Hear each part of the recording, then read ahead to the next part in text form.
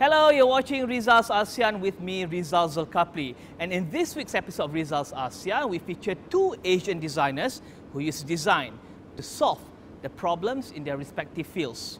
Let's begin.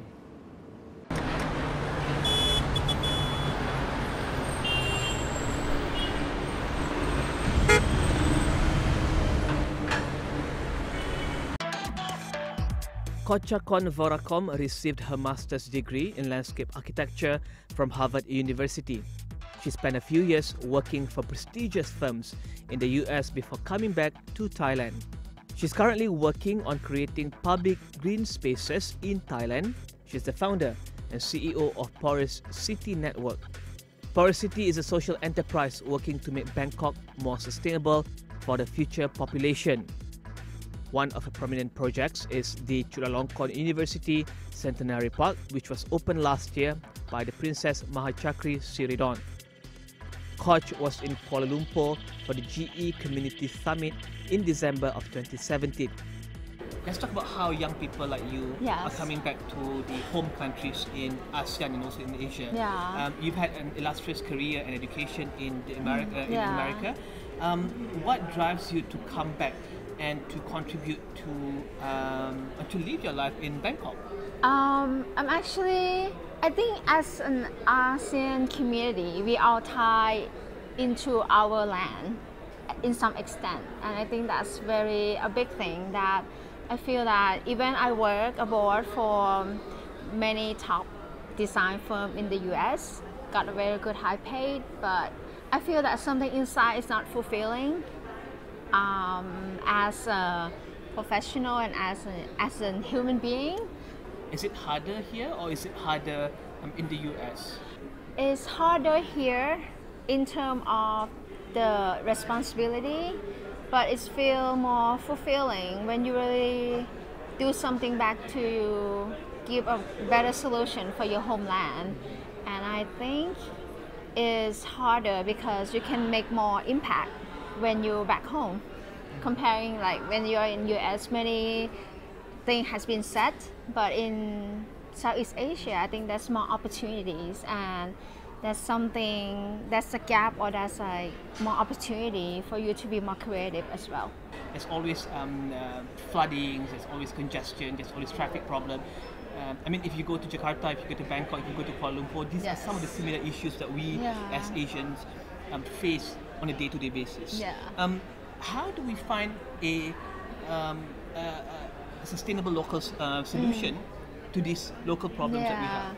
From the big picture, as a region, Southeast Asia, we are facing the same problem, and we definitely need to share and need to find a solution together as a community, like a big community, because comparing to the global scale, we are the most at-risk region of the world.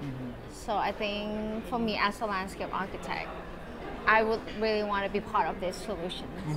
And it's interesting that you mentioned that the solution has to be created with the other cities in Southeast Asia.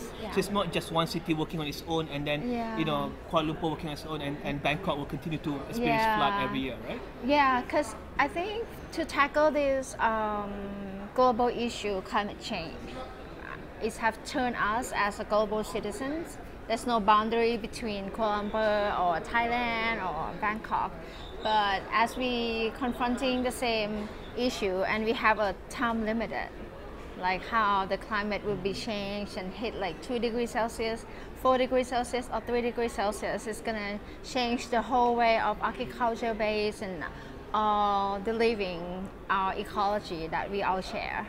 So I think either Kuala Lumpur, Penang that have like flooding problems, and Jakarta and in Bangkok, I think we have to come together and save our regions through more sustainable solutions and through the public awareness that we all as a region have to come help together.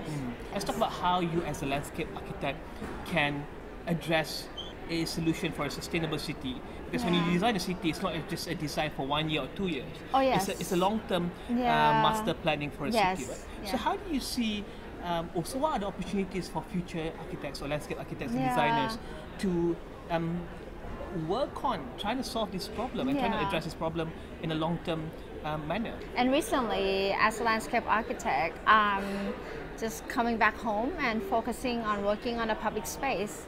And I have addressed the public space to be a green infrastructure. So we're not either providing the engineer solution, like concrete solution, and then, okay, let's plant a tree. No, but those two solutions have to be combined. How those engineer solutions can be solved and how the quality of life of the city, people in the city, can be enhanced as well. So I think as a landscape architect, we providing a tool or an answer that can help the cities. So for the short term, some of my design helping the cities absorbing more water, creating more like clean air to the cities, and it's going to be even better for the long term when the tree grows and when the green space get more increase and working as a system, as a green system for the cities. Peter Gould was named by BBC as one of the young urban global Muslims leading the emergence of a new Muslim cool. Peter has won several awards and launched apps and games and published several books. Peter's approach to Islam is through design and photography, sharing values through well-designed products and images. Peter is currently the Design Executive Officer of Zillage and develops products, brands and experiences for Muslims. And you're also looking at Islamic design thinking. Tell us about that and how do you capitalize on, or how can people capitalize on this growing demand for Islamic products in Southeast Asia and also in the MENA region? Yeah, absolutely. So what's been fascinating is over the last few years, you see a lot more conversation around what people are calling Islamic economy or Muslim lifestyle sector, from fashion to travel. So previously we might have thought about finance and food. But in the last few years, there's been a huge growth around conversation and even, of course, startups embracing many of these different areas around Muslim lifestyle. So in terms of thinking about opportunities, they're huge. But there's also a challenge. You don't want to simply think of Muslims as a market. For me, it's much more personal exercise. After I became Muslim about 15 years ago, I looked back, I traveled a lot to places like Syria or Morocco or Turkey, and then here, of course, Malaysia, Indonesia, and understanding the history of design, the history of the visual traditions and the culture is so strong and so beautiful and timeless. So how do we draw from that beauty and be inspired by that and make things that are relevant and that engage audiences today, that really give respect to our past and the values that we have? And identify problems that we have in our communities or our families that design can help solve. So what are some of the areas that in Islamic design or Islamic products that are still untapped currently and can be the trend or can be the big things in the future? Well, I think so many. Design is all about change. And changing what? Changing things that you would like to see change. The problems that we have in our Muslim communities globally are many, many, many. They're endless. They could be simple things like, hey, I'm going to the masjid on Jummah and I always lose my shoes. That's it, right? Simple problem, but we haven't solved it well yet. We can do so much better. Maybe you have little drones that collect your shoes and park them away for you, right? There's infinite problems and infinite solutions, right? But it's starting with the ones that are meaningful to you as the entrepreneur, or as maybe perhaps you're a corporation or a large organization, facilitating change in your area. And I think if we just kind of each address some of the things most important to us, bring that design mindset, bring our innovation thinking to these places, inshallah, it's an incredible opportunity that's a win-win. How do you not fall into using faith and religion to advance yourself or the business? And capitalizing on the fact that these people need a solution to their problems relating to faith, and you just come in to cash in on the problem. Yeah, absolutely. So one thing, you've got to always check your intention, right? It's simple. It's the first hadith in Imam Nawawi's book, actions judged by intentions, right?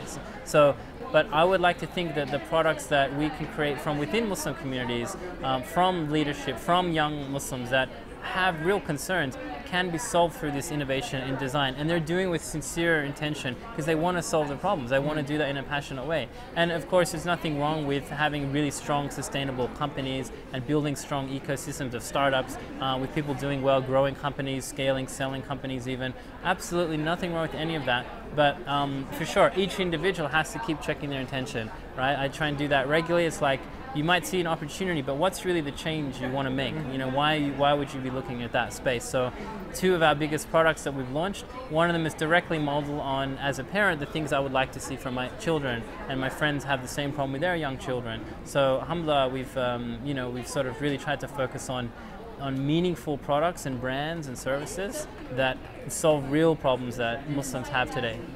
What values do you think we as Muslims should put in our products so that it can bring good to the world or community that we live in? I know it's a very simplistic way to look at creating an ideal world, but can we do that? Can we put values in our products and services? And how do we do that to ensure that we create a better place to live in? Yeah. So, for example, let's look at a quick story around. So, one of our alhamdulillah very popular ranges called 5 Pillars. It's basically, we looked at the problem and said, okay, so young people are less interested in learning about Islam, or they're feeling disconnected from their faith, and parents are concerned because they know there's a beauty and there's a truth in it, but they also understand that kids aren't going to just sit through and sort of relate the same way that their parents may have learned. So we look at, okay, bringing. We know that there's an opportunity for creating wholesome products that help people learn. So we kind of created 5 pillars to gamify Islamic knowledge through these apps, through these board games, through these experiences. And what it does do, it creates this wholesomeness of family time. So when you have, for example, a board game that families sit around together, they're learning, they're having fun, they're not distracted watching TV, they're not on their screens and apps and iPads and whatever, they're spending time laughing and learning together. That's a really powerful, simple experience that we've lost so much. Young families don't have that much time.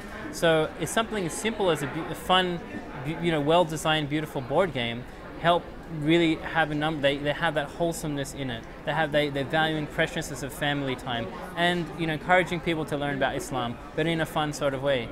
With so much negative press about Islam, how do you look at this as an opportunity to create a positive image on the religion and the people of the religion? Yeah.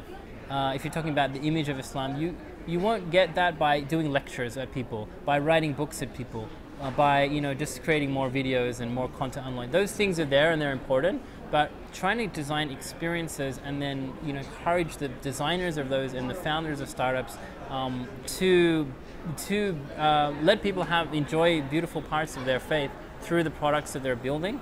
I think that's a whole untapped area that we should really embracing more. And again, this is not something that I think it's a new sort of trendy thing that's come about. This has always been in our tradition. We've always looked at what tools we have. We've looked through the centuries in many different areas and cultures. So I would just encourage people to think about entrepreneurship and design as tools for change. And that's all the time we have this week.